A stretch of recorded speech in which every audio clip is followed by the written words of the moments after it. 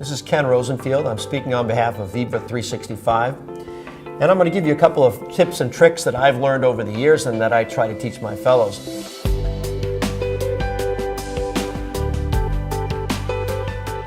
One of the absolutely most important aspects of any interventional procedure is access. Access to the artery or access to the vein, as the case may be. Access can make or break your procedure. And I've seen it happen both ways, make or break.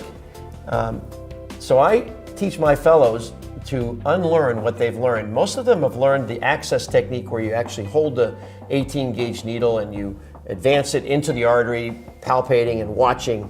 I tell them to unlearn that.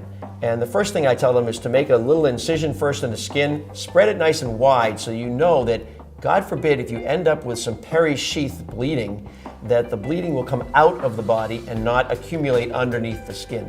So that's number one. Number two, I actually attach the syringe without any saline in it, because if you have saline in it, then when you aspirate back, if you end up in the artery or the vein, you can't actually tell the difference because the blood turns, the saline turns so red. So I start with either air in my syringe or nothing in my syringe, and I withdraw under fluoroscopic guidance. So you're watching what you're doing and where you are with respect to the anatomical landmarks.